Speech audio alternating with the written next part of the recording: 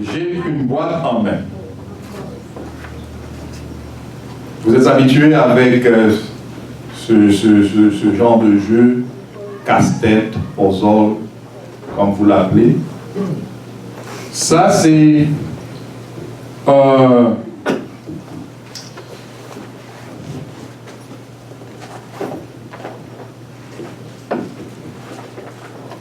c'est un casse-tête de 1000 pièces. OK?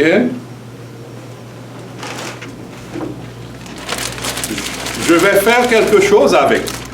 Vous êtes avec moi? Amen. OK.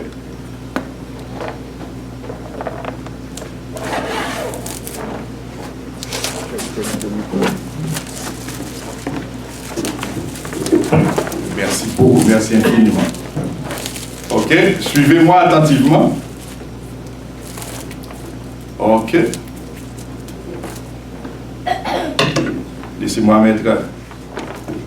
porter le verre. OK. Ah, voilà, il semble que c'est pas encore bien. Voilà, ouvert. OK. Bien. Ah. On est là? OK. Ah. Oh. Voilà, beaucoup de pièces. Et puis, vous voyez la photo. Alors, quand nous aurons rattaché ces pièces-là les unes aux autres, on aura l'image. On aura l'image là. C'est correct? C'est clair? Alors, on va continuer.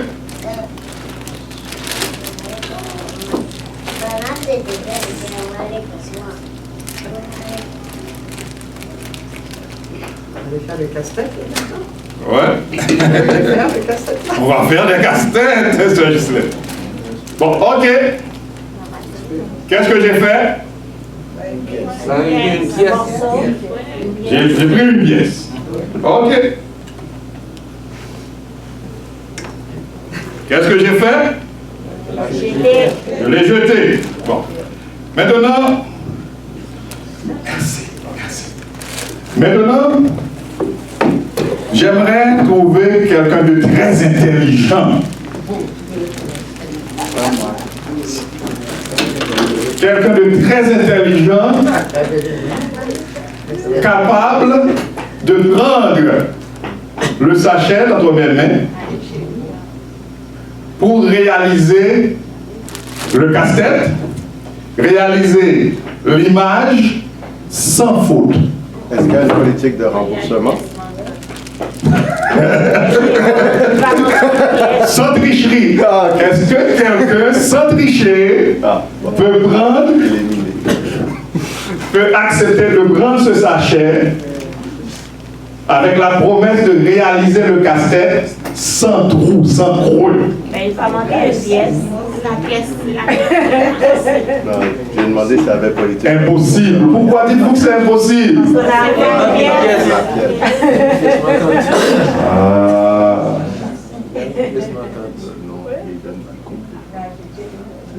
Alors, vous avez combien? Sur 1000, vous avez combien là? 999. Mais, excusez-moi, c'est de la lâcheté, mes amis. Vous pouviez prendre le sachet et essayer quand même. Ça prend toutes les pièces. On va confectionner notre pièce.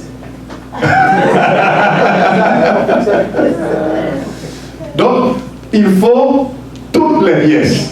C'est ça? Oui. Donc, avec la pièce manquante, avec cette pièce-là que j'ai jetée, l'image ne pourra pas se réaliser. Ce soir, nous allons voir la pièce manquante. Je ne dis pas une pièce, je dis la pièce manquante.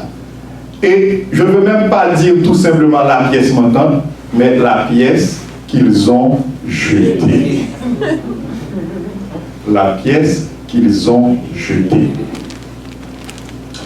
Bien-aimés frères et sœurs,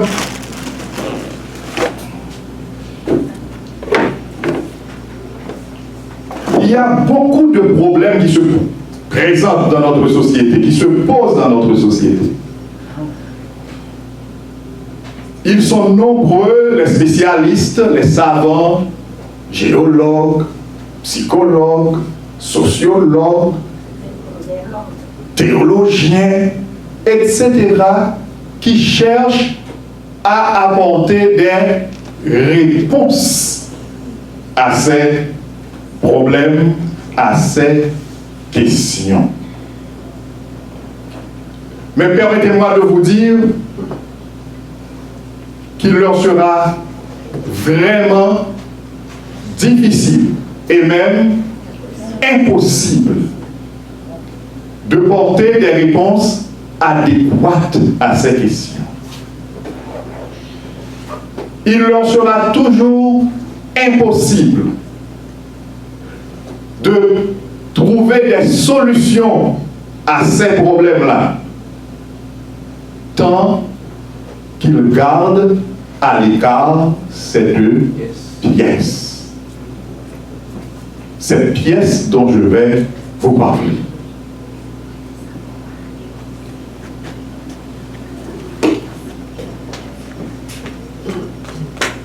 Je vous invite à ouvrir votre Bible avec moi dans Genèse chapitre 1er. S'il y en a parmi vous qui ne sont pas venus avec leur Bible, je demande à mes frères, mes sœurs qui ont la leur avec eux, de partager avec ceux qui n'en ont pas.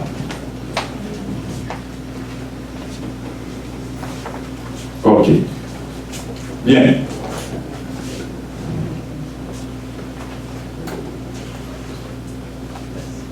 Le bilan du Créateur à la fin de son œuvre créatrice. Genèse 1er, verset 31. Genèse 1er, verset 31.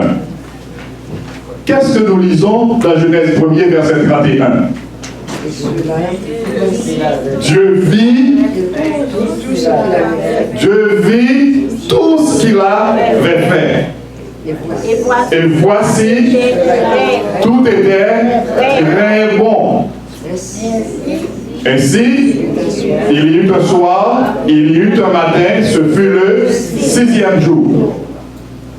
L'Éternel a fini de tout créer et maintenant il fait son bilan, il fait son évaluation. Il évalue son œuvre.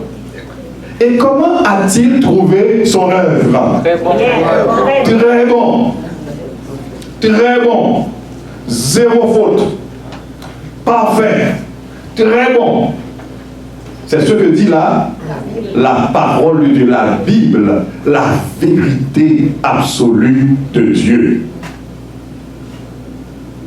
Tout était très bon. Alors, maintenant, nous posons aussi des questions.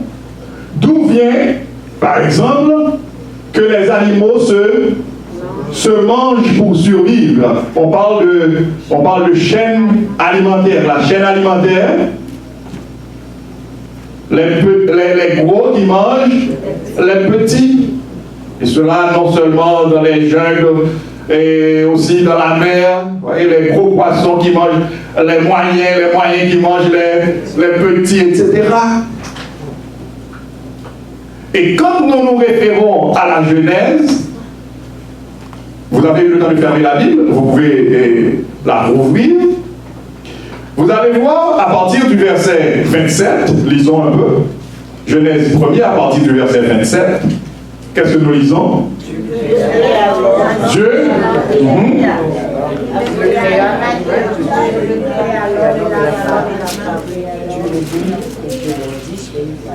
Oui. Oui. Et dominer sur les poissons de la mer, sur les oiseaux du ciel et sur tout animal qui se meut sur la terre. Et Dieu dit, voici, je vous donne toute herbe portant de la semence et qui est à la surface de toute la terre. Et tout arbre ayant en lui du fruit d'arbre et portant de la semence, ce sera votre nourriture. Ici, c'est la nourriture que Dieu prescrit à l'homme. Verset 30. Et à tout animal de la terre, à tout oiseau du ciel et à tout ce qui se meut sur la terre ayant en soi un souffle de vie, je donne toute herbe verte pour nourriture. Et cela fut ainsi. Donc nous ne trouvons pas dans la Bible ici cette question de gros animaux qui mangent les moyens ou les moyens qui mangent les petits. D'où vient qu'une race cherche à dominer une autre race? D'où vient par exemple que les peuples aient des religions et des dieux différents? D'où vient que les peuples aient des religions et des dieux différents?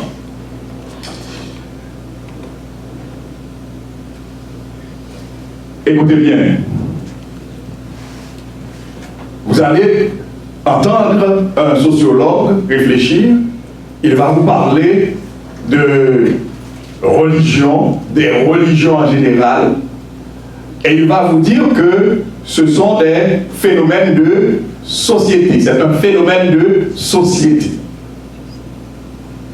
Ça, c'est l'explication du sociologue. Mais le sociologue comprend les choses ainsi parce qu'il lui manque une pièce du casse-tête. Il lui manque une pièce. Il lui manque la pièce clé qui pourrait l'aider à comprendre la réalité. C'est comme par exemple le naturaliste, il va vous parler de chaînes alimentaires, etc. Mais il ne pourra pas expliquer de manière réelle et, je dirais, adéquate cette réalité. Pourquoi? Parce qu'il lui manque la pièce. Il lui manque la pièce.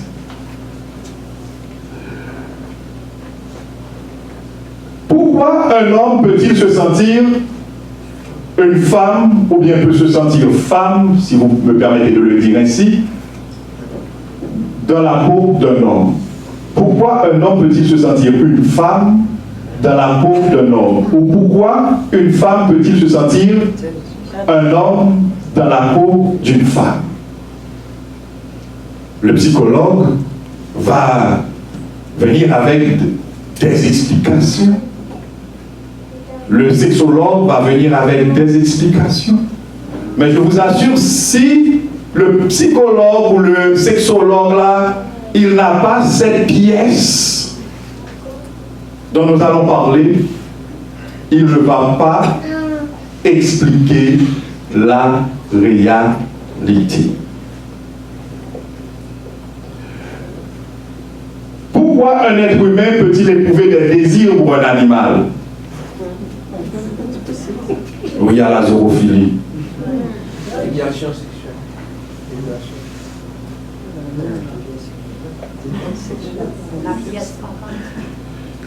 Vous allez encore entendre des spécialistes se prononcer là-dessus.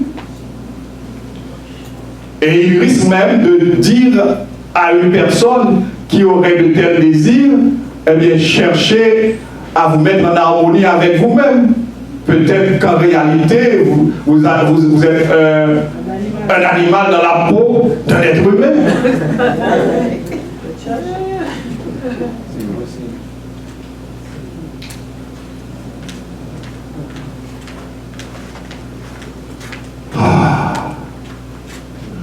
D'où viennent les esprits des morts qui se manifestent aux humains? Bien sûr, vous avez déjà entendu parler de ces cas, des gens qui vous disent, eh bien, leurs parents ou un parent ou une parente est mort, est morte, et l'esprit du parent, de la parente est venu leur parler, etc. Vous avez déjà entendu des cas de ce genre. Vous avez déjà entendu parler de tables tournantes, de tas d'histoires de ce genre, de médiums. Allez poser des questions à un astrologue, à un adepte du nouvel âge, à un vaudouisant, ou à même certains théologiens. Ils vont vous fournir des explications propres à eux-mêmes, parce que tout simplement, il leur manque Une pièce. une pièce. Et je dirais, il leur manque la pièce.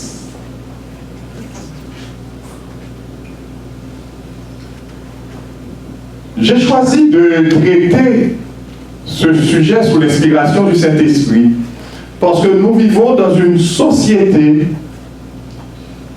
qui exige une certaine compréhension des choses.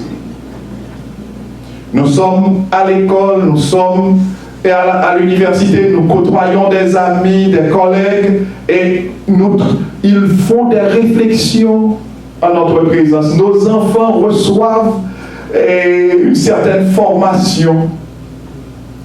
Actuellement, il y a l'éducation sexuelle qui se fait dans les écoles au niveau primaire et même au niveau maternel. Qu'est-ce qu'on enseigne à nos enfants? Qu'est-ce qu'on enseigne à nos jeunes?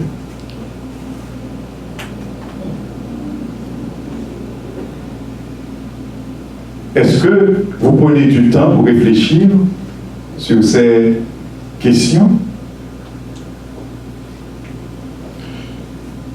L'Église a la mission d'expliquer au monde les choses et surtout de leur parler de cette pièce qu'ils ont jetée. Bien sûr, vous allez me demander, mais quelle est cette pièce? Cette pièce sans laquelle les savants, toutes catégories comprises, géologues, psychologues, sociologues, naturalistes, théologiens, etc., sans laquelle ils ne pourront jamais répondre adéquatement à ces questions, comme je l'ai dit tantôt. Nous allons ouvrir notre Bible pour commencer à comprendre les choses. Ouvrez votre Bible avec moi dans Apocalypse chapitre 12. Apocalypse chapitre 12, à partir du verset 7. Ici, l'apôtre Jean, sous l'inspiration du Saint-Esprit de Dieu, nous parle d'un événement extraordinaire, d'un fait qui s'est passé où ça? Dans le ciel.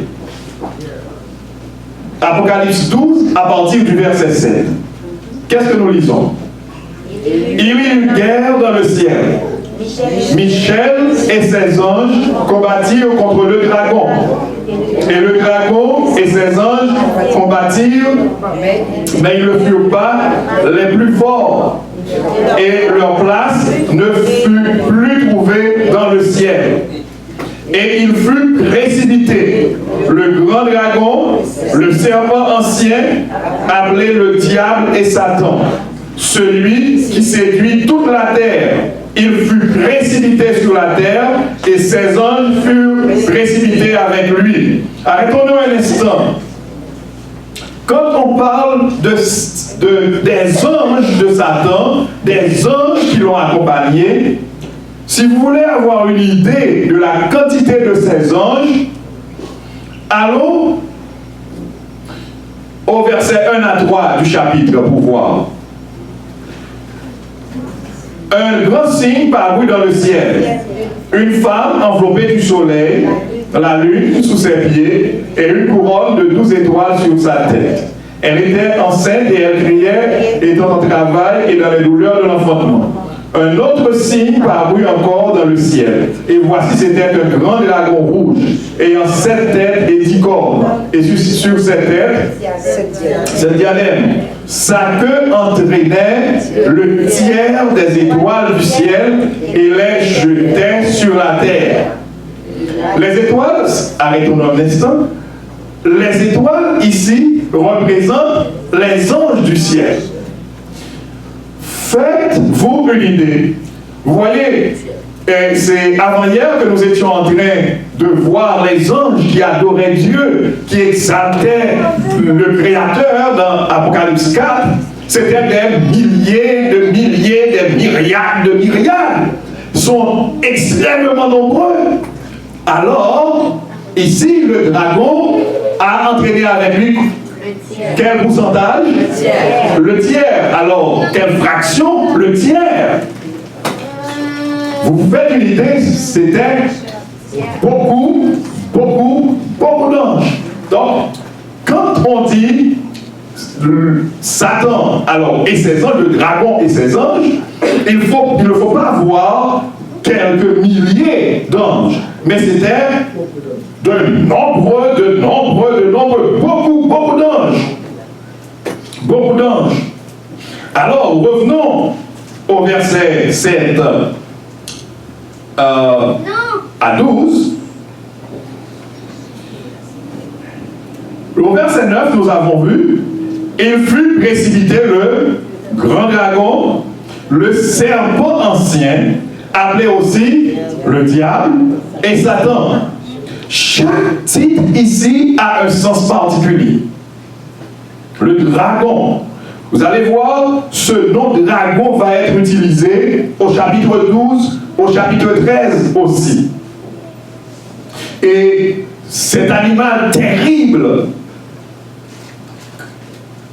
que vous allez rencontrer aussi dans Daniel, comme symbole,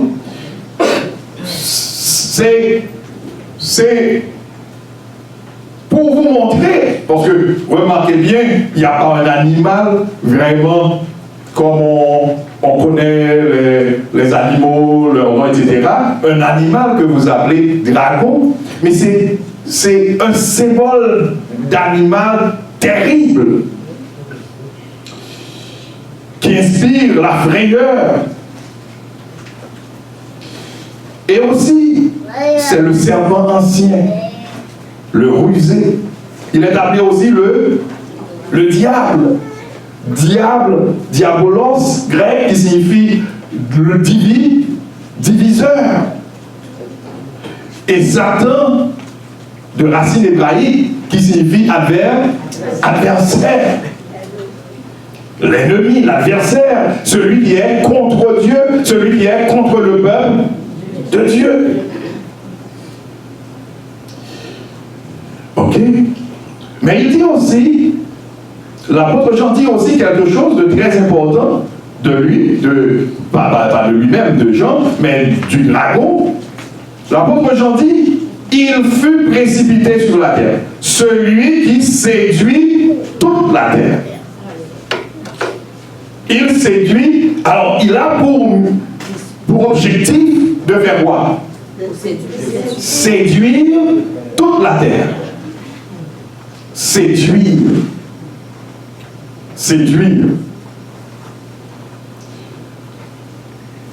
Généralement, on ne séduit pas pour le bien, n'est-ce pas vrai? Quand on parle de séduction, c'est négatif.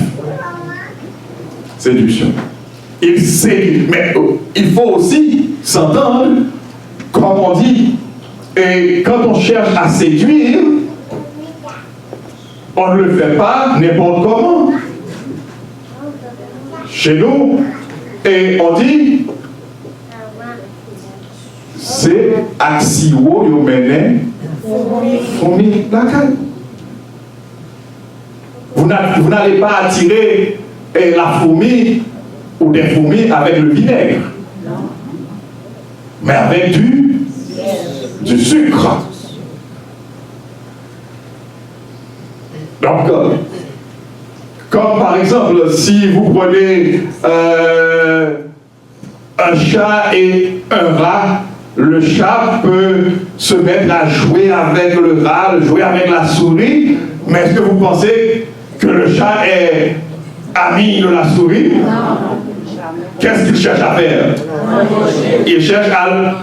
Le chat cherche à séduire la souris pour la manger. On est là? Ok. Donc, Satan, ici, la Bible nous dit qu'il est le séducteur. Et, écoutons, celui qui séduit le quart de la terre, c'est ça? Non. Ah, non? Toute la terre. Celui qui séduit toute la terre. Ce qui veut dire son œuvre de séduction ne se limite pas à un ou à deux ou à trois continents. Son œuvre de séduction s'étend sur toute la terre. Peu importe la couleur des gens, peu importe leur culture, peu importe, lui, il a pour objectif de les séduire. C'est clair?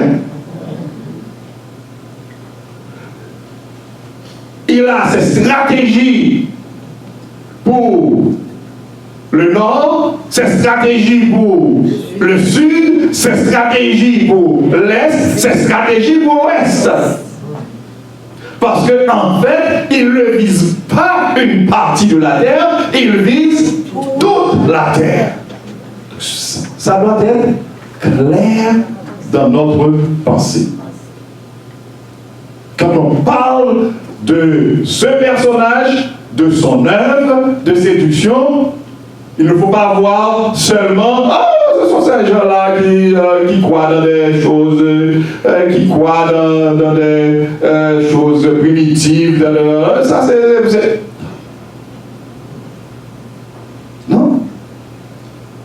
Ceux qui ont cette tendance-là, il a aussi sa façon de laisser. Il a sa façon de les séduire. Il a sa stratégie.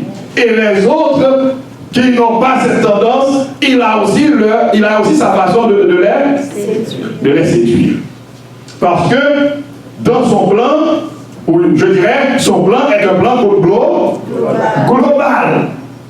Un plan global. Ok. Bien. Alors, la Bible dit, on continue avec le verset 10, la fin du verset 9, il fut précipité sur la terre et ses anges furent précipités avec lui. Et j'entendis dans le ciel une voix forte qui disait, maintenant le salut est arrivé, la puissance et le règne de notre Dieu et l'autorité de son Christ.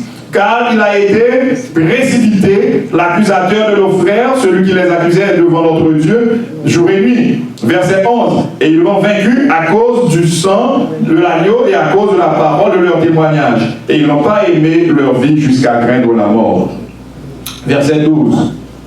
C'est pourquoi réjouissez-vous, cieux, et vous qui habitez dans les cieux.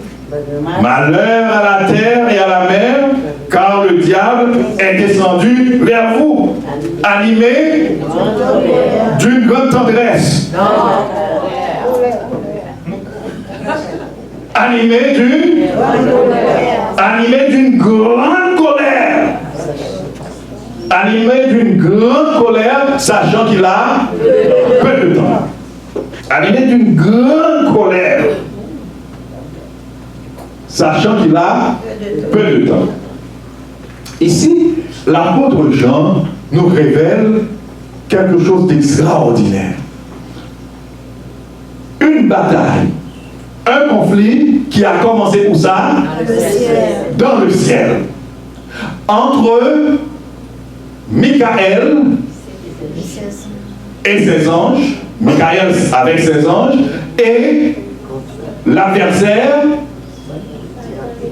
Satan, le diable, avec ses anges.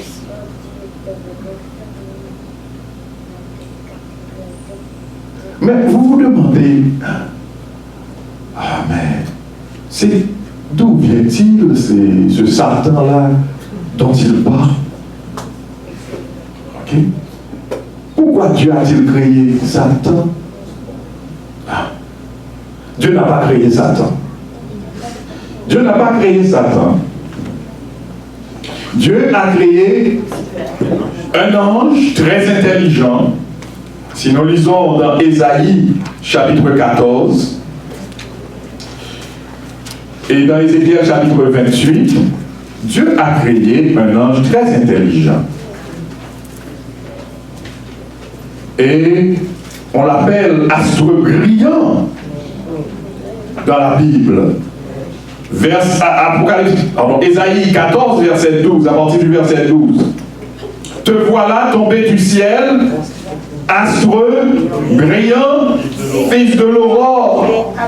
Tu es abattu à terre, toi le vainqueur des nations. Tu disais en ton cœur, je monterai au ciel, je lèverai mon trône au-dessus des étoiles de Dieu. Je m'assiérai sur la montagne de l'assemblée à l'extrémité du septentrion. Je monterai sur le sommet des nues et je serai semblable au Très-Haut. C'est quel sentiment ça? Orgueil.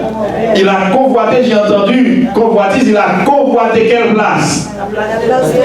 La place de Dieu. Je serai semblable au Très-Haut. Or la Bible nous dit, personne n'est semblable à Dieu.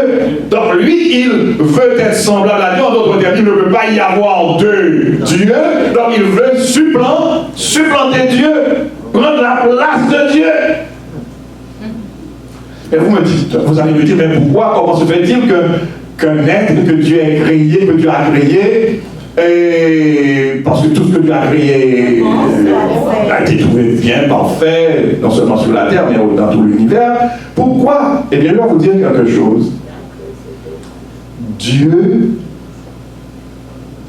a créé des êtres intelligents, des êtres qui ont ce que l'on appelle la liberté de choix, de choisir. Ce que les gens appellent le libre arbitre. Dieu, c'est vrai qu'il a créé aussi les arbres, c'est vrai qu'il a créé les animaux, mais c'est aussi vrai qu'il a créé des anges, qu'il a créé aussi des hommes. Il y a des créatures auxquelles Dieu a donné cette faculté, la faculté de choix, de choisir. Dieu a donné aux anges la faculté de choisir. Choisir de lui obéir, choisir aussi de ne pas obéir. Souvent, pour vous mettez, souvent nous mettons à l'esprit que le mal, ce doit être quelque chose d'extraordinaire, de monstrueux, de monstre. C'est monstrueux, mais de monstre. C'est monstrueux. Mais, écoutez bien, dès que l'on désobéit à la voix de l'Éternel, on s'engage sur le chemin du mal. On va le voir. On va le voir en détail. Donc, la Bible, mes bien-aimés, nous parle d'un conflit. Est-ce que vous êtes avec nous? Et ce conflit-là, entre Dieu, alors avec l'expression de sa personne, Michael, aujourd'hui il y a beaucoup de choses qui se disent. Nous pourrons faire une étude sur Michael au cours des jours à venir. Michael, c'est Jésus. C'est Jésus. Nous le verrons. Parce on dit beaucoup de choses sur le net, sur YouTube, etc. Des choses qui n'ont rien à voir avec la vérité biblique sur l'ange, sur le chef des anges qui est ici, Michel. C'est Jésus et on le verra. On traitera ce sujet. Je vous le promets, nous traiterons ce sujet. Maintenant, ce conflit qui a commencé dans le ciel, comme le texte l'a dit, malheur à la terre et à la mer, car le diable est descendu vers vous, animé d'une grande colère, merci, sœur Gisèle, animé d'une grande colère. Ce conflit-là qui a commencé dans le ciel, il va se poursuivre sur la terre. On est là? On est là? Amen. Et quand on ignore l'existence de ce conflit, on risque d'interpréter tout de travers. Est-ce que vous êtes avec moi? L'objectif de l'adversaire, c'est faire quoi encore? Séduire toute la terre. Quand on choisit d'ignorer l'existence de ce conflit, quand on choisit de mettre à l'écart ce conflit, eh bien, ce que l'on va faire, que l'on soit savant, que l'on soit ignorant, qu'est-ce que l'on va faire? On va tout simplement, soyez avec nous s'il vous plaît, soyez avec nous. On va tout simplement relayer les discours de séduction de l'adversaire. Je reprends. Quand on choisit d'ignorer l'existence de ce conflit, que l'on soit savant ou ignorant, ce que l'on va faire, c'est relayer les discours de séduction du diable, de l'adversaire. On est psychologue, on est géologue, on est théologien, on est sexologue, on est log, je ne sais. Tous les yin, je ne sais. Si on choisit de mettre de côté ce conflit, si on choisit d'ignorer ce conflit, si on choisit de ne pas tenir compte de ce conflit, de l'existence de ce conflit dans ses analyses, dans ses interprétations des faits, eh bien, on va tout simplement relayer le discours ou les discours de séduction de l'adversaire. C'est pourquoi, bien aimé, vous pouvez avoir, par exemple, un problème de famille. Vous allez consulter un conseiller, mais vous devez vous assurer que ce conseiller, lui, il n'a pas perdu ou il n'a pas jeté la pièce. On est là? Est-ce que vous êtes là? Oui. Parce que s'il a jeté cette pièce-là, il ne va pas voir les problèmes familiaux de la façon dont il doit les voir, dont il doit les comprendre. Est-ce que vous êtes avec moi, bien-aimés? Vous êtes là? Amen. Et nous vivons dans un pays où la plupart des gens ont choisi de jeter la pièce. Où la plupart des gens ont choisi de jeter cette pièce indispensable, cette pièce fondamentale pour comprendre, pour pour bien interpréter les cas, les problèmes. Vous êtes avec nous, bien-aimés?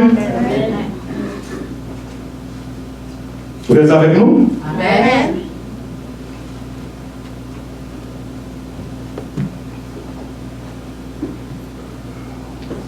Un jeune homme avait un problème de comportement, il ne pouvait pas se comprendre. Il est allé voir un psychologue et le psychologue lui a dit, mais c'est simple, tu n'as qu'à t'harmoniser avec toi-même, mets-toi en harmonie avec toi-même. Et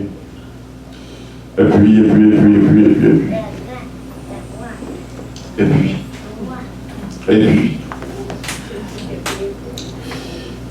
Ce psychologue est l'un de ceux qui ont jeté la pièce. Allons dans le livre de la Genèse. On va voir comment le combat va se poursuivre sur la terre.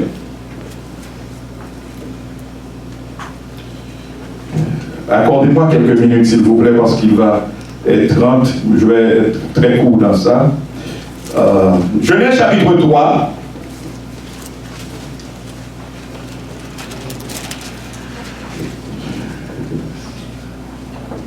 Ici, vous vous rappelez, l'Éternel a créé Adam et Ève. Il les a unis et il les a bénis, il a prononcé cette bénédiction sur eux, croissez et multipliez la terre. Il les a placés, quand nous lisons dans Genèse 2, il les a placés dans un magnifique jardin que l'on appelle jardin d'Éden. Il leur a donné pour tâche de cultiver la terre, de prendre soin, de gérer ce jardin. Mais il leur a donné aussi, il leur a donné une mise en garde. Il leur a fixé leur lit. Dieu a fixé à nos premiers parents leur lit, leur limite. Il leur a dit quoi? Vous mangerez de tous les arbres du jardin, mais il y a cet arbre-là, vous n'en mangerez pas. Le jour où vous en mangerez, vous mourrez. Mais nous avons vu que l'adversaire était précipité où ça? Sur la terre. Et qu'est-ce qu'il a fait? Vous pourrez lire le récit à la maison, Genèse 1 à 3. Qu'est-ce qu'il a fait? Il a utilisé un animal comme médium. Le premier médium que l'adversaire a utilisé sur cette terre fut un animal.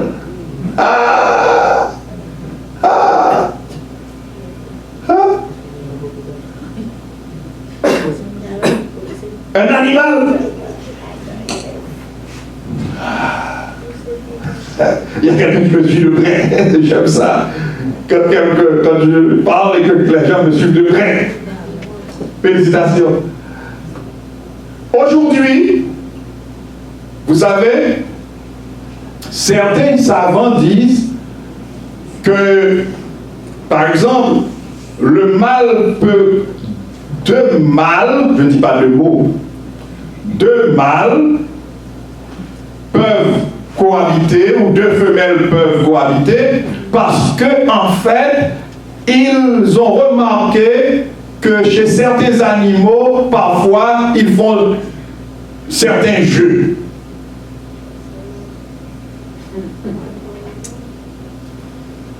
Vous comprenez ce que je suis en train de dire? Vous comprenez ce que je suis en train de dire?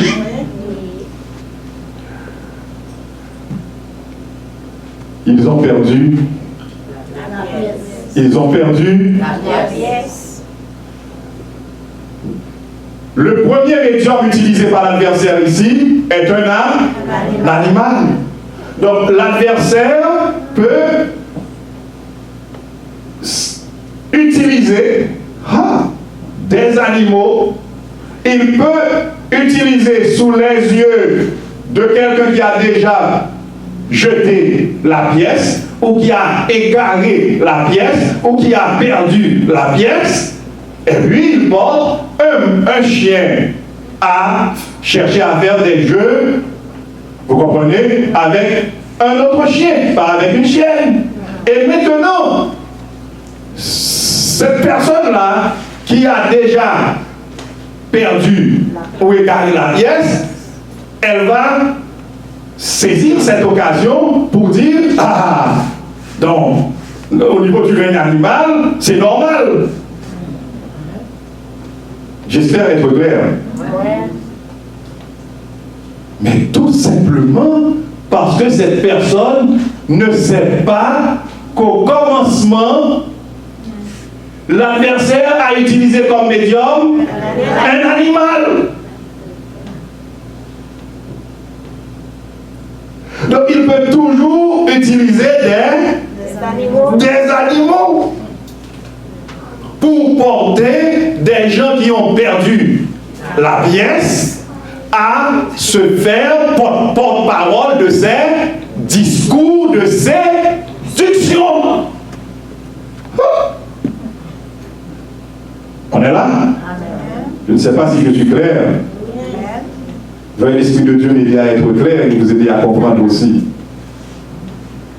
Ce dont je vous parle là, ce sont des choses que vous êtes en train de côtoyer chaque jour.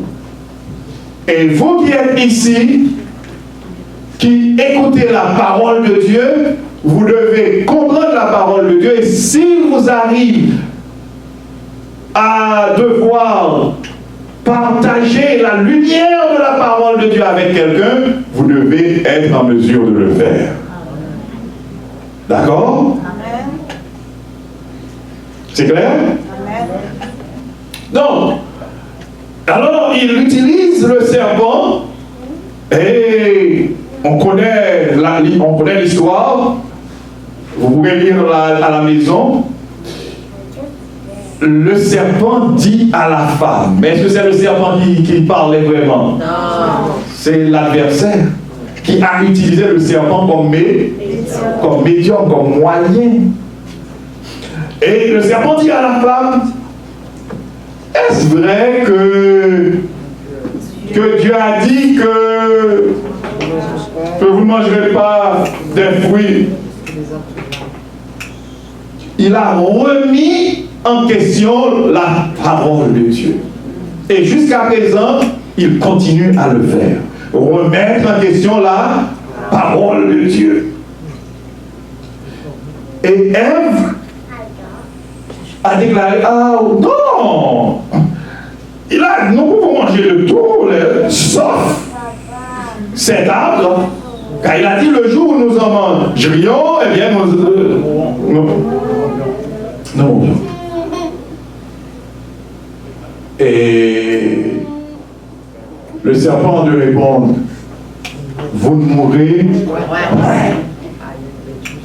Ici, il s'oppose à la parole de l'Éternel, c'est l'adversaire, adversus contre. La préposition latine adversus dont vient le nom adversaire signifie contre. Alors, il s'oppose à la parole de Dieu. Vous ne mourrez point. Mais il sait que vous serez comme des dieux, etc. Et la suite de l'histoire, malheureusement, Ève a pris du fruit de l'arbre, il en a mangé, elle en a apporté à Adam, et Adam aussi en a mangé. Et nos premiers parents ont désobéi. Le péché est entré dans le monde. Bien-aimé, ce phénomène qu'on appelle péché, qui fait partie du grand conflit que nous venons de considérer, qu'on appelle grand conflit cosmique. Le péché, malheureusement, les hommes d'aujourd'hui choisissent d'ignorer l'existence du péché. Il y a des gens, quand vous parlez de péché en leur présence, vous dites c'est quoi ça le péché? Malheureusement. Mais ce sont des gens qui ont perdu la pièce. On ne peut nullement bien comprendre les problèmes de notre monde. Je reprends, on ne peut comprendre nullement les problèmes de notre monde. On ne peut du tout pas interpréter correctement les phénomènes sociaux, etc. de notre monde sans tenir compte de cette pièce. Cette pièce. La pièce que l'on appelle le grand conflit cosmique. La grande bataille, la grande guerre entre Dieu et Satan. Entre les forces du bien et les forces du mal.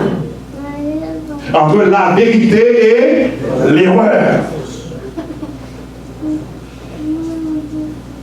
Et cet outil qu'utilise l'ennemi, le péché, fait partie aussi de ce grand conflit. Bien-aimés, nous nous arrêtons à ce point, parce qu'il y a un temps pour commencer, il y a aussi un temps pour finir. Dans un autre sujet, nous verrons la fin de l'histoire. Mais ce que Dieu voudrait que chacun de nous, quand je dis chacun de nous, toi et moi, ce que Dieu veut que nous retenions ce soir, c'est que tous nous sommes partie prenante de ce grand conflit. On est là? Même ceux qui ont jeté la pièce, même ceux qui ont choisi de jeter la pièce, même ceux qui ont choisi d'ignorer l'existence de ce conflit, ils sont aussi partie prenante de ce conflit. Veuille Dieu nous aider à être vigilants, parce que nous sommes dans un grand conflit. Nous sommes dans une grande bataille. Nous sommes dans une grande guerre. Et cette guerre, elle aura sa fin. Et nous verrons la fin de la guerre très bientôt, au cours de ces 3 semaines. Veuille Dieu continue de nous bénir. Amen.